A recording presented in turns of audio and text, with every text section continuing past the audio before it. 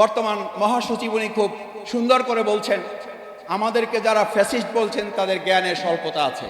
তাহলে আমি জিজ্ঞেস করি, যেই চিকিৎসকরা সেদিন এই আহত জুলাই যোদ্ধাদের চিকিৎসা দেওয়া ডেড বডি ম্যানেজমেন্ট করতে গিয়ে যাদেরকে বদলি হতে হয়েছে, সেই একই চিকিৎসকদেরকে বর্তমান সরকার পুরস্কৃত করার পরিবর্তে তাদেরকে বদলি করছেন।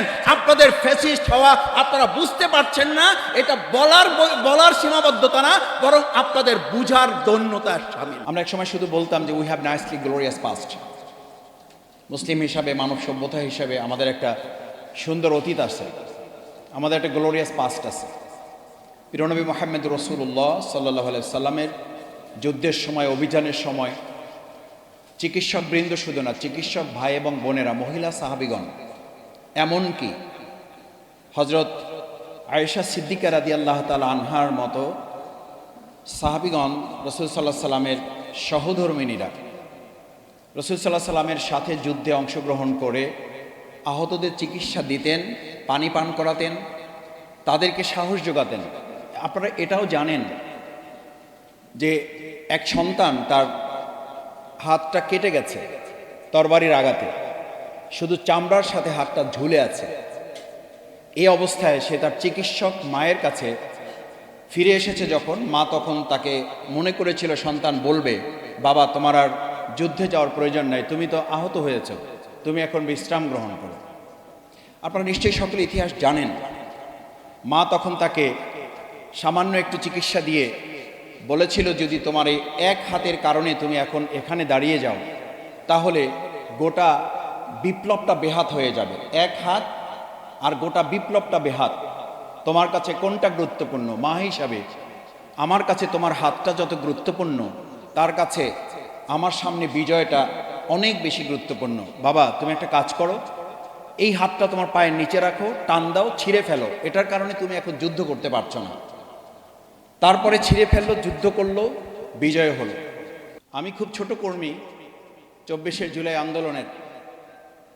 আমি এরকম চিকিৎসক, এরকম অনেক আহতদেরকে দেখেছি, এবং এই ব্যান্ডেজ পরা মাথায়, চোখে, হাতে, বুকে, গলায়, পায়ে যখন পুলিশরা দেখত, এদেরকে দেখে তারা তাদের 100 কিংবা 1000 বন্দুকের নলকে যত ভয় করত, একটা ব্যান্ডেজকে তারা তার কয়েক শত কোটি গুণ তারা ভয় করত। এবং আমি লক্ষ্য করতাম এই আহতদেরকে, আমরা বলতাম আপনারা পিছনের কাতারে থাকেন, তারা বলতো যে আমাদের তো শেষ, আমরা শেষ হতে এসেছি, আমরা শেষ হব, আমরা শেষ হয়ে আমাদের এই বাংলাদেশকে এগিয়ে নিয়ে যাব। এই যে ঢাকা বিশ্ববিদ্যালয় আমাদের প্রিয় ভাই একটা চোখ হারিয়েছে, আমি খুব দৃঢ়ভাবে বিশ্বাস করি ওই সময় এরকম চোখগুলো না হারালে, অন্ধ না হলে আমাদের বাংলাদেশটা 2024-এর 5ই আগস্টে আলোর দিকে না ফিরে আর একটা গভীর অন্ধকারের দিকে প্রবেশ করত। এই চোখগুলো আমাদের নতুন আলো দিয়েছে, এই পাগুলো আমাদের বাংলাদেশটাকে নতুন করে আবার দাঁড়াতে শিখিয়েছে। কিন্তু আফসোস কি জানেন, এই যে আজকে ডকুমেন্টারিগুলো দেখানো হয়, সরকার 2026-এর 12ই জানুয়ারি নির্বাচনের পর উচিত ছিল এই সকল ঐতিহাসিক দলিলগুলো প্রত্যেকটা সরকারি বেসরকারি হাসপাতাল এবং কলেজগুলোতে, মেডিকেল কলেজগুলোর সামনে ফটো গ্যালারি করে এই সমস্ত বীর চিকিৎসক এবং তাদের চিকিৎসা সেবাকে জাতির সামনে তুলে ধরার জন্য ব্যবস্থা গ্রহণ করা। কিন্তু আমরা তা লক্ষ্য করেছি তার বিপরীতটা। কি বিপরীত লক্ষ্য করেছি? সিটি কর্পোরেশন উদ্যোগ নিয়ে তার কর্মীদেরকে দিয়ে আমাদের সেই সময় জুলাই যোদ্ধারা যে সুন্দর সুন্দর স্লোগান দিয়ে একটা স্লোগানের বারুদে এই জুলাই আগস্টের অভ্যুত্থান করেছিল, সেই জুলাই আগস্টের বারুদের যে স্লোগান সেগুলোকে মুছে দিয়ে সেখানে খুবই পরিকল্পিতভাবে বাংলাদেশের কিছু ন্যাচারাল সিনারি তুলে দিয়ে এমনভাবে বোঝাতে চেয়েছে যে আমাদের সেই জুলাই যোদ্ধাদের সেই সময়ের স্লোগানের চেয়ে এখন এই সিনারিগুলো গুরুত্বপূর্ণ। এর পিছনে মূল কথা হচ্ছে তারা জুলাইয়ের সেই স্মৃতিকে ভুলিয়ে দিতে চায়। আপনারা ভুলিয়ে দিতে চান কেন? সবাই মিলেই তো ভূমিকা রেখেছেন। আমি এটাও দাবি করি, এই 3 মিনিট 5 মিনিট 7 মিনিটের ডকুমেন্টারি দেখাতে গিয়ে আমরা এখানে, আমি বক্তৃতা দিতে চাই না, আমি স্লিপ দিয়েছি, আমি বক্তৃতা করব না, বরং এই ডকুমেন্টারিগুলো দেন, সাংবাদিক বৃন্দ সবাইকে জন্য বলছি না, কারো কারো জন্য বলছি। কেউ কেউ মনে করছেন একটু পরে আসলে বক্তৃতা দেন, বক্তৃতা দিলে আমরা আমাদের মূল কভারেজটা পেয়ে যাব। হ্যাঁ পাবেন, ঠিকই আছে, এটা মূল্যবান।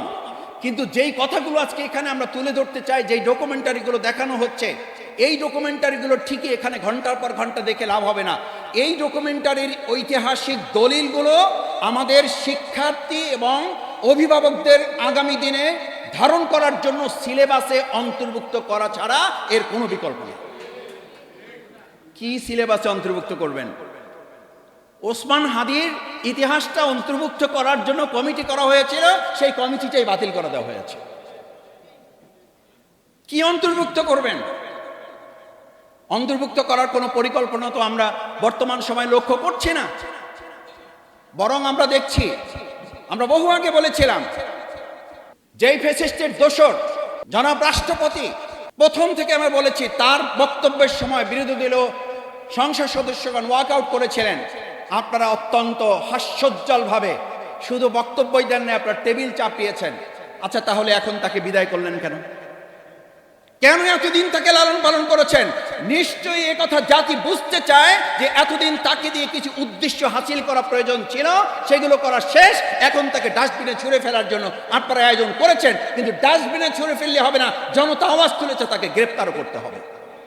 কারণ তার মাধ্যমে অনেক কিছুর অনুমতি নিয়ে এই সমস্ত আমাদের তরুণ যুবকদের উপরে গুলি চালানো হয়েছে। না হলে তার একটা অর্ডারে এই সমস্ত গুলি বন্ধ হয়ে যাওয়া সম্ভব ছিল। হয় নাই তো। আমার এমন রাষ্ট্রপতি আসবে যদি তাকে গ্রেপ্তার করা না হয়। আজকে স্বরাষ্ট্রমন্ত্রীকে আমরা বলতে শুনি রাষ্ট্রপতির ব্যাপারে কোনো কিছু করা যায় না। কেন করা যায় না? রাষ্ট্রপতিকে আইনের ঊর্ধ্বে। আপনি তো সংবিধান কপচান, সংবিধানের দাড়ি, কমা, সেমিকোলন সব কিছু আপনি মুখস্থ তুলে ধরেন। অবশ্য দুই চারটা ভুল ভালো বলেন, আপনার ব্যাপারে তো কেউ কথা বলার সাহস করে না। পরে লবিতে এসে অনেকে আবার আপনার লোকেরাই বলে, মাসুদ ভাই অপেক্ষা করেন, আপনাদের কিছু করা লাগবে না, তার জন্য আমাদের বহু লোকেরাই রেডি হয়ে আছে, অপেক্ষা করুন। আমি এই কথা বলছি এই জন্য, সম্মানিত উপস্থিত সুধী মণ্ডলী, আজকে ফ্যাসিস্টের দোসরকে আপনারা সরালেন। এই চিকিৎসক বৃন্দ যারা সেদিন চিকিৎসা দিয়েছে, আমি নিজে সেদিন সাক্ষী। আমাদের গাড়ি ব্যবহার করতে পারি নাই, অ্যাম্বুলেন্সে করে রুগীর সাথে গিয়েছি মাস্ক পরে। সেখানে আমাদের যে চিকিৎসকরা চিকিৎসা দিয়েছে, ওই সময় ফ্যাসিস্টের লোকেরা তাদেরকে খাগড়াছড়ি, রাঙামাটি, বান্দরবন পাঠিয়েছেন। আর এই বর্তমান নতুন সরকার এসে ওই একই চিকিৎসকদেরকে রাঙামাটি, বান্দরবন, খাগড়াছড়ি, পার্বত্য চট্টগ্রাম তাদেরকে আপনারা বদলি করে দিচ্ছেন। বোঝা যায় ওই ফ্যাসিস্ট এবং আপনাদের মধ্যে তেমন কোনো পার্থক্য নাই। আমি কথা বললে তো একটু বড় হয়ে যায়, শেষ করে দিই। আমরা শুনলাম বর্তমান মহাসচিব উনি খুব সুন্দর করে বলছেন, আমাদেরকে যারা ফ্যাসিস্ট বলছেন তাদের জ্ঞানের স্বল্পতা আছে। তাহলে আমি জিজ্ঞেস করি, যেই চিকিৎসকরা সেদিন এই আহত জুলাই যোদ্ধাদের চিকিৎসা দেওয়া ডেড বডি ম্যানেজমেন্ট করতে গিয়ে যাদেরকে বদলি হতে হয়েছে, সেই একই চিকিৎসকদেরকে বর্তমান সরকার পুরস্কৃত করার পরিবর্তে তাদেরকে বদলি করছেন। আপনাদের ফ্যাসিস্ট হওয়া আপনারা বুঝতে পারছেন না, এটা বলার সীমাবদ্ধতা না, বরং আপনাদের বুঝার দৈন্যতা শামিল। আপনারা বুঝতে পারছেন না যে আপনারা ক্রমান্বয়ে ফ্যাসিস্ট হয়ে উঠছেন। সম্মানিত সুধী মণ্ডলী, শেষ কথা হচ্ছে, এই যে এত রক্ত, এত জীবন, এতগুলো সন্তান, এত ভাই হারালো, এই যে আমার বোন এসে এখানে কথা বলল, এই যে আমাদের চোখ হারা ভাই কথা বলল, এই যে আমাদের জীবন থেকে ফিরে আসা এক ভাই মৃত্যুর পথ থেকে ফিরে আসা কথা বলল, এই সমস্ত কিছুর মূল লক্ষ্য কি ছিল? আমরা একটা সংস্কার চাই।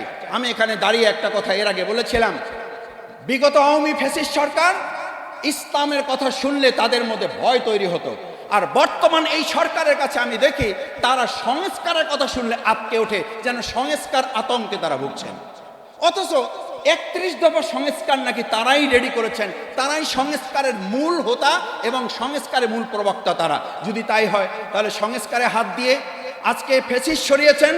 আমরা খুব স্পষ্ট করে বলতে চাই, শুধু ফ্যাসিস্ট শাহাবুদ্দিন চুপ্পুকে সরিয়ে শেষ হবে না, বরং এই চিকিৎসা ক্ষেত্রে, সাংবাদিক ক্ষেত্রে, শিক্ষকতার ক্ষেত্রে, সচিবালয়ে সেখানে মেধা, দক্ষতা, যোগ্যতা, সততার পরিবর্তে যারা বিগত ফ্যাসিস্টের লেহন করেছেন, তাদের তোষামোদি করেছেন, তাদেরকে আবার পুনরায় বসানোর সমস্ত চক্রান্ত সম্পন্ন করে এই কাজগুলো আবার নতুন এই ফ্যাসিস্ট সরকার শুরু করেছেন। আমরা সেই জায়গায় আশা করি এই কাজগুলো না করে আসেন দল মতের ঊর্ধ্বে উঠে সততা, দক্ষতা, মেধা এবং যোগ্যতাকে মূল্যায়ন করে যদি আমরা এগিয়ে যেতে পারি, তাহলে 2024-এর জুলাই আগস্টে আমাদের যে শহীদ, আমাদের যে আহত পঙ্গুত্ব বরণকারী, আমাদের যে রক্ত চোখের পানি, এত ত্যাগ এবং কোরবানির মানবিক বাংলাদেশ বিনির্মাণ করার কথা ছিল, সংশোধন নয়, দাবি ছিল সংস্কার। একটা লাইন যদি চ্যালেঞ্জ করে বলে যায়, আমাদের সন্তানরা কোথাও রাস্তায় লিখে দাঁড়িয়েছিল সংশোধনের জন্য আন্দোলন। সাংবাদিকদেরকে সাক্ষী করে বলছে চ্যালেঞ্জ, আমি বর্তমান সরকারকে চ্যালেঞ্জ দিয়ে গেলাম সংশোধনের জন্য আন্দোলন। এটা যদি দেখাতে পারেন তাহলে সংসদে আমাদেরকে কেন বলেন সংবিধান কমিটিতে, সংবিধান সংশোধন কমিটিতে আসেন। সংশোধনের জন্য তো আন্দোলন হয় নাই, আন্দোলন হয়েছিল সংস্কারের জন্য। সুতরাং সংস্কার না করে সংশোধনের কথা বলে মূলত জাতির সাথে প্রতারণা ছাড়া আর কিছুই নয়। চুপ্পুকে সরানোর কথা তো বললেন, এখন বুঝছেন তো কিছুদিন পরে। আমি আজ আর একটা কথা বলে শেষ করে দিয়ে যাই। 70% গণভোটের রায় আজ বুঝছেন না, গতকাল বুঝেন নাই, তার আগের দিনও বুঝেন নাই, কালকেও হয়তো বুঝবেন না, পরশু হয়তো বুঝতে একটু সময় লাগবে, কিন্তু তারপরের দিন, তারপরের দিন, তারপরের দিন কিংবা তারপরের দিন এই গণভোট বুঝবেন, মানবেন। এই বাংলাদেশের মানুষ তা বাস্তবায়ন করেই মানবিক বাংলাদেশ বিনির্মাণ করবে। সেই প্রত্যাশা ব্যক্ত করে, সেই প্রত্যাশা সারথি ছিলেন এই চিকিৎসক বৃন্দ। তাদের এই সেমিনারের আয়োজন করার জন্য ধন্যবাদ জানিয়ে আমার কথা শেষ করছি। আল্লাহ হাফেজ। বাংলাদেশ জিন্দাবাদ। ন্যাশনাল ডক্টরস ফোরাম জিন্দাবাদ।